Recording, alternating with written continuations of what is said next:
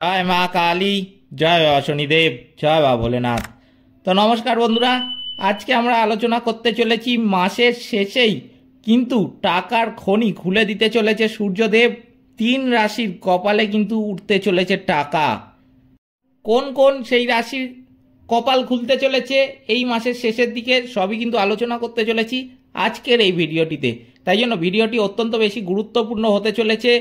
আপনাদের কাছে অনুরোধ করব ভিডিওটিতে অবশ্যই একটি লাইক, শেয়ার এবং চ্যানেলটিকে সাবস্ক্রাইব করে আমাদের পাশে দাঁড়াবেন এবং কমেন্ট বক্সে কিন্তু অবশ্যই জানাবেন জয় মা কালী। মা দক্ষিণা কালী কিন্তু আপনাদের সমস্ত বিপদ ও দুঃখের হাত থেকে রক্ষা করবেন। তো চলুন ভিডিওটিতে ফেরা যাক।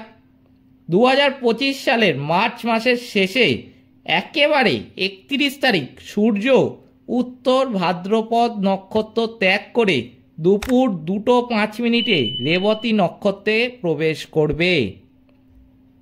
জ্যোতিষশাস্ত্র অনুসারে 2025 সাল অনেকের জন্য একটি দুর্দান্ত বছর হতে চলেছে। এই বছরে মার্চ মাসটি খুবই বিশেষ, কারণ মার্চ মাসের শেষ কয়েকদিনে সূর্য রেবতী নক্ষত্রমণ্ডলে প্রবেশ করবে। সূর্যের এই গোচর সমস্ত রাশিচক্রকে প্রভাবিত করবে। তবে 3টি রাশির জাতকরা এই গোচর থেকে অনেক উপকার কিন্তু পাবে। তো চলুন জেনে নেওয়া যাক এই 3টি ভাগ্যবান রাশি কোনগুলি। রেবতী নক্ষত্র কি সম্পদের প্রতীক? জ্যোতিষশাস্ত্র অনুসারে 31 মার্চ থেকে গ্রহরাজ সূর্য রেবতী নক্ষত্র কিন্তু গোচর হবে। জ্যোতিষশাস্ত্রীয় গণনা অনুসারে 2025 সালের মার্চ মাসের শেষে একেবারে 31 তারিখ সূর্য উত্তর ভাদ্রপদ নক্ষত্র ত্যাগ করে দুপুর 2:05 রেবতী নক্ষত্রে প্রবেশ করবে। রেবতী নক্ষত্রকে সম্পদ, সমৃদ্ধি এবং সুখী জীবনের সঙ্গে যুক্ত বলেও কিন্তু মনে করা হয়। রেবতী নক্ষত্র মীন রাশিতে অবস্থিত 27টি নক্ষত্রপুঞ্জের মধ্যে অন্তিম বলে কিন্তু মনে করা হয়। এর শাসক গ্রহ হলো বুধ। 31 মার্চের পর 3টি রাশির জাতক জাতিকারা বিশেষ উপকৃত কিন্তু হবেন। জ্যোতিষশাস্ত্রীয় তাৎপর্য বেশ প্রবল রয়েছে কিন্তু এর। রেবতী নক্ষত্রে সূর্যের গোচরের ফলে 3 রাশির জাতকদের প্রচুর লাভবান হওয়ার সম্ভাবনা কিন্তু রয়েছে। প্রথমে যেই রাশির কথা বলবো সেই 3 রাশির মধ্যে সেই রাশির নাম কিন্তু হলো মেষ রাশি। রেবতী নক্ষত্রে সূর্যের গোচরের ফলে মেষ রাশির জাতক জাতিকারা তাদের কর্মজীবনে নতুন সুযোগ কিন্তু পেতে চলেছেন। চাকরিজীবীরা পদোন্নতি বা নতুন দায়িত্বও কিন্তু পেতে পারেন এই সময়। তাদের আর্থিক অবস্থার উন্নতি কিন্তু করবে। ব্যবসায়ীদের জন্য এই সময় লাভজনক চুক্তি হতে পারে। নতুন গ্রাহক কিন্তু তৈরি হতে পারে। পরিবারে সুখ শান্তি কিন্তু এই সময় থাকবে এবং সম্পর্কের মধ্যে কিন্তু মধুরতাও থাকবে। স্বাস্থ্যের দিক থেকে আপনার শক্তি এবং উৎসাহ কিন্তু বৃদ্ধি পাবে। এরপর যেই রাশির কথা আমি বলবো সেই রাশির নাম কিন্তু হলো সিংহ রাশি।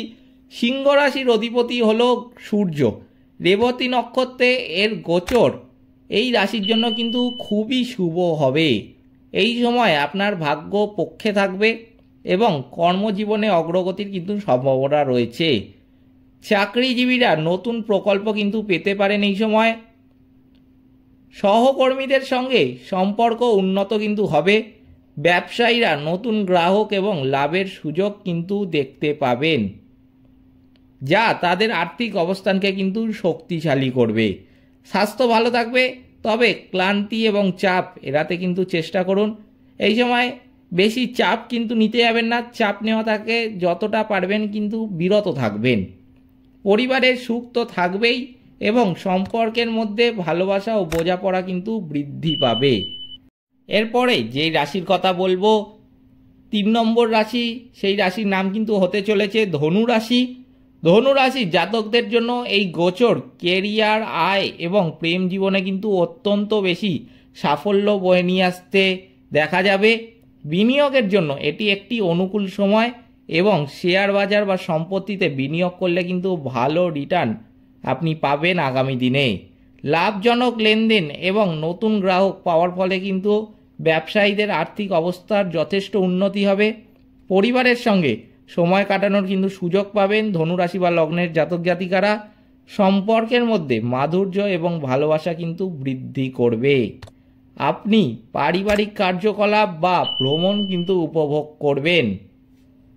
এবার আমি এই মেষ, সিংহ, ধনু যেই 3 রাশির কথা বললাম এই ভিডিওর মাধ্যমে, সেই রাশির জাতক জাতিকাদের মধ্যে যাদের নেগেটিভিটিটা অত্যন্ত বেশি, নেগেটিভিটি তাদের জীবনে এতটাই বেশি যে তাদের কোনো কাজ করতে ইচ্ছা করে না, কোনো কাজ করতে ভাল লাগে না, শারীরিক, মানসিক, আর্থিক, বৈবাহিক বিভিন্ন দিক থেকে কিন্তু সমস্যা প্রতিনিয়তই তাদের লেগে থাকে। তাদের জীবনে নির্দিষ্ট কিন্তু কোনো সময় নেই যে এই সময় থেকে এই সময় পর্যন্ত খারাপ গেছে কিংবা এই বছর থেকে এই বছর পর্যন্ত খারাপ গেছে। তাদের জীবনে বেশিরভাগ সময় কিন্তু খারাপ যায়। সেই সমস্ত জাতক জাতিকাদের উদ্দেশ্যে কিন্তু আমি এখন কিছু টোটকা বলে দিচ্ছি। সেই টোটকাগুলো যদি তারা মেনে চলে তাহলে কিন্তু তাদের জীবন থেকে বহু নেগেটিভিটি কেটে যাবে এবং জীবনে সাফল্যের মুখ কিন্তু তারা খুব দ্রুত দেখতে পাবে। কি কি করতে হবে? প্রথমে যে রাশির কথা আমি বলেছিলাম মেষ রাশি, মেষ রাশি বা লগ্নের জাতক জাতিকাদের কিন্তু জীবন থেকে নেগেটিভিটি কাটানোর জন্য অবশ্যই যেটা খুবই গুরুত্বপূর্ণ সেটা হলো সূর্যদেবকে অবশ্যই জল অর্পণ করবেন। পশু পাখিদের অবশ্যই খাবার খাওয়াবেন, তাহলে কিন্তু শনির নেগেটিভিটি দূর হবে এবং শনির আশীর্বাদ কিন্তু সহজেই আপনি লাভ করতে পারবেন। শনিবার দিন কিন্তু অবশ্যই নিরামিষ খাবেন, সে আপনি ঘরে বাইরে যেখানেই থাকুন না কেন। শনিবার দিন যতবারই আপনি আহার গ্রহণ করবেন অবশ্যই নিরামিষ আহারই গ্রহণ করবেন, তবেই কিন্তু আপনার জীবন থেকে বহু নেগেটিভিটি কেটে যাবে। এই কাজগুলো কিন্তু করতে হবে মেষ রাশি বা লগ্নের জাতক জাতিকাদের জীবন থেকে নেগেটিভিটি কাটানোর জন্য। এরপরে যে রাশির কথা আমি বলেছিলাম সিংহ রাশি, এবার আমি বলছি সিংহ রাশি বা লগ্নের জাতক জাতিকাদের জীবন থেকে নেগেটিভিটি দূর করার জন্য কি কি করতে হবে। অবশ্যই আমি বলবো যে কোনো সমস্যার সমাধানের জন্য হনুমান চল্লিশা কিন্তু অবশ্যই পাঠ করবেন এই সিংহ রাশি বা লগ্নের জাতক জাতিকারা। হনুমানজির কিন্তু পূজা অর্চনাটা অবশ্যই করবেন। সূর্যদেবকে অবশ্যই জল অর্পণ করবেন। পশু পাখিদের খাওয়াবেন, যতটা আপনার সামর্থ্য ততটাই খাওয়াবেন। আপনার যদি সামর্থ্য হয় প্রতিদিন দুবেলা করে খাবার খাওয়ানোর, আপনি প্রতিদিন দুবেলা করেও খাবার খাওয়াতে পারেন। যদি আপনার সামর্থ্য হয় প্রতিদিন একবেলা করে খাবার খাওয়ানোর, আমি বলবো তাই খাওয়াবেন। কিন্তু যতটাই খাবার খাওয়াবেন ভালোবেসে মন থেকে খাবার খাওয়াবেন, তাহলেই কিন্তু আপনি সহজেই শনিদেবের আশীর্বাদটা লাভ করতে পারবেন।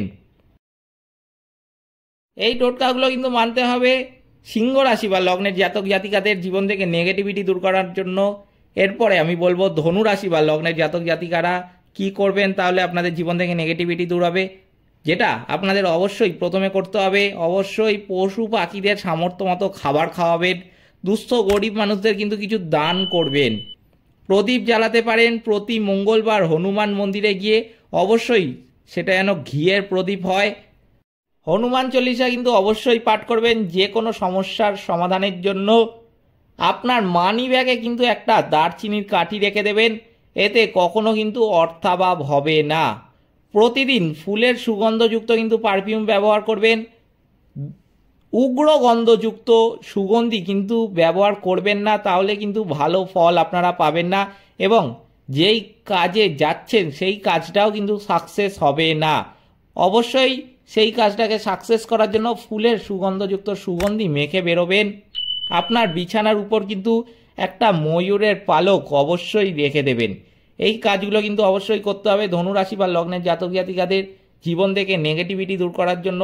আমি বলবো এই সমস্ত টোটকাগুলো যদি তারা মেনে চলে তাহলে তাদের 1 মাস পর জীবন কিন্তু সম্পূর্ণ রকমভাবে বদলে যাবে এবং যেই সমস্যাগুলো প্রতিনিয়ত তাদের সম্মুখীন হতে হচ্ছিল সেই সমস্যাগুলো কিন্তু আর তাদের জীবনে দেখা যাবে না এবং তারা কিন্তু জীবনের শুভ ফলগুলো দ্রুত লাভ করতে পারবে।